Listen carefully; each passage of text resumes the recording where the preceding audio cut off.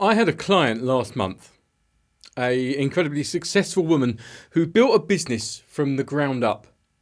On paper, she had it all. She sat down in our session and told me something just honestly stopped me in my tracks. She said, "I feel like a ghost in my own relationship." There was no big drama. They weren't fighting all the time. She had just slowly faded. This isn't the story of a dramatic, explosive end. It's the story of a person disappearing inside their own life. And after coaching hundreds of people through their relationships, I can tell you that this story, it's not unique. It is a quiet, creeping epidemic. And it's a pattern. And today I'm going to break down why it happens and, more importantly, what you can actually do about it. Now, I want to be clear about something before we go any further. This video is not about healthy compromise. Every good relationship requires that. This is about the critical, often missed line between mutual growth and one-sided adaptation. Growth is when both people evolve and make space for each other. Adaptation is when one person shrinks to fit the other. And the most dangerous part, it happens so gradually that it kind of feels normal. It's 1,000 tiny compromises until one day you wake up, look in the mirror, and you don't even recognize the person staring back. Look, no one wakes up and decides, today I'm going to start abandoning my own needs. It's never a conscious choice. For many of us, it's a learned blueprint, often in childhood, that our needs can be a burden. We learn that being easygoing and low maintenance makes us safer, more lovable, and less likely to be rejected. We then carry that exact blueprint into our adult relationships. And I see this constantly in my sessions. People who unconsciously believe their survival in their partnership depends on their ability to be flexible, to bend, and ultimately to shrink. I tell my clients to think of it like this. Your relationship is a room with a distorted mirror.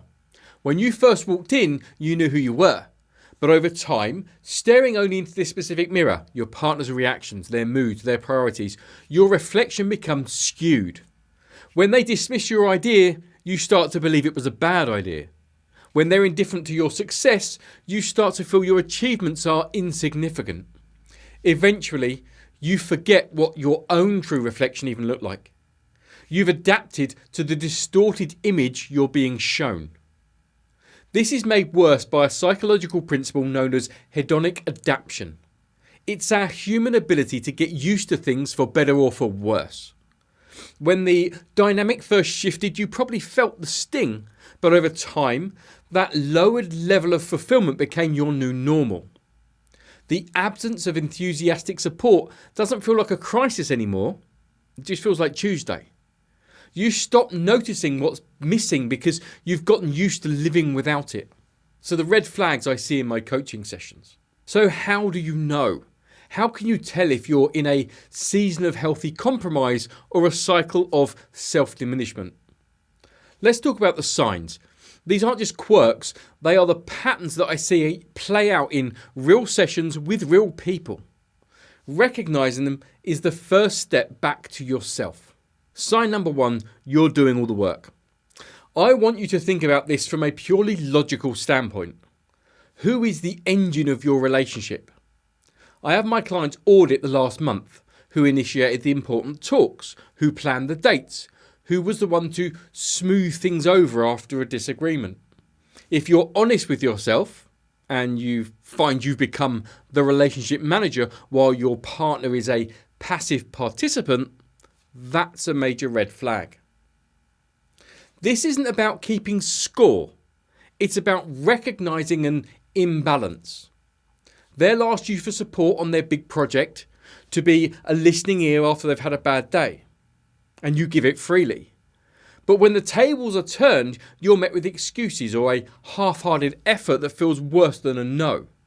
The moment you stopped asking, the moment you lowered your expectations to 0 to avoid the disappointment, was the moment you adapted. Sign number 2, you live on their calendar. This is a pattern I call the calendar of convenience. Does your partner make time for you when it's easy for them, when everything else is sorted? This isn't about a busy life. This is about a consistent pattern of you being at the bottom of the priority list. And here's the key difference between a problem and an adaptation. You've brought it up. You've had the quality time talk. You've expressed that you don't feel valued. And for a day or two, things might change, but inevitably, the old pattern resumes. Adaptation is that quiet resignation you feel when you see them choosing something else over you again. It's when you stop bringing it up because you already know the outcome. You've adapted to accepting their crumbs of attention. Sign number 3, you walk on eggshells. This is the big one. I ask my clients this all the time. Do you find yourself constantly editing your thoughts, softening your opinions, or just swallowing your feelings to avoid a negative reaction? That hesitation, that internal filter tells me everything I need to know. You have become your partner's emotional manager. Instead of them learning to regulate their own sensitivities, you've adapted by self-censoring. It's why you feel so drained after spending time with them. You're not just being present, you're performing a delicate balancing act. That exhaustion is the energy you expend to maintain the relationship stability, energy that they are not contributing. Sign number 4, your wins are met with silence. Think about this. You get a promotion. You finish a project you're proud of. You hit a personal goal. You're buzzing with excitement and you turn to share it with the most important person in your life. And you're met with nothing. A forced smile, or worse, a sarcastic comment that subtly minimises your achievement. When this happens repeatedly, you adapt. In my sessions, I see what happens next. People start downplaying their own successes. They pursue their goals more quietly. They stop sharing their wins with their partner first. You have unconsciously learned that your growth is an inconvenience or even a threat to them. In a healthy partnership, your wins are their wins. Adaptation is learning to mute your own celebration. Sign number 5, you apologise for having needs. And this one is the most insidious of all. You have adapted so completely that you begin to believe your fundamental human needs for attention, affection and respect are an unreasonable burden. When you express a need and you're met with a sigh, an eye roll or a defensive reaction, you learn to stop expressing it. Over time, you internalise their reaction as truth. You start a process of self-gaslighting, convincing yourself that you are the problem. You're too needy, too sensitive, too demanding. And I want to be very clear about something. You are not. You are asking for the basic foundations of a loving relationship. And a partner committed to mutual growth hears your needs. A partner who forces you to adopt does so by making you pretend you don't have those needs at all. The framework for reclaiming yourself.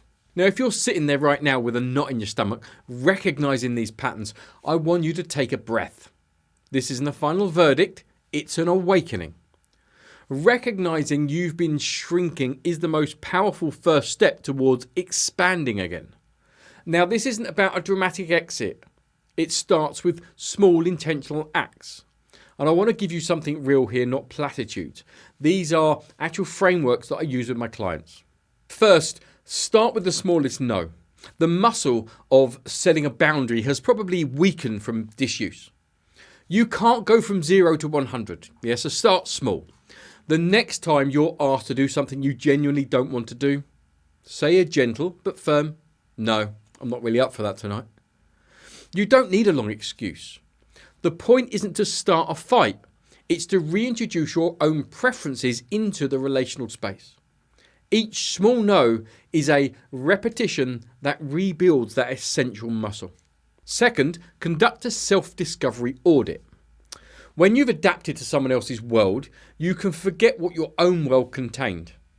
I have many clients do this all the time. Get a piece of paper and write down things you loved before this relationship took over. What music, hobbies, friends. Don't overwhelm yourself. Just pick up one thing. Put on the old album. Call that friend.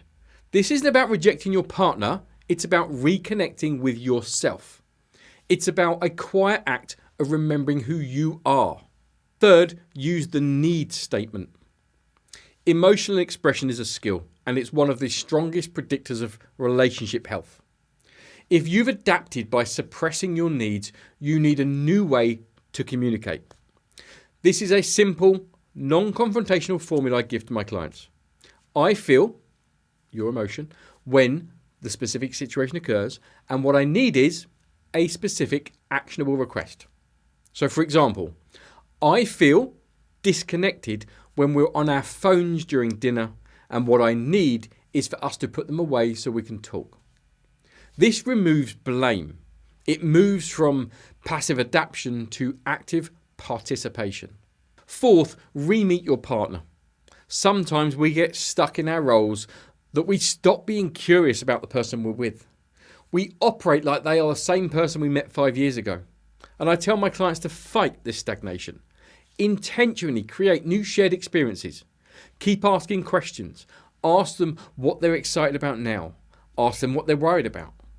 This regular, intentional curiosity is the antidote to passive adaptation. It forces both of you to see if you are truly growing together.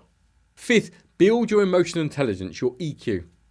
EQ is your internal radar for the small and large shifts happening inside your relationship.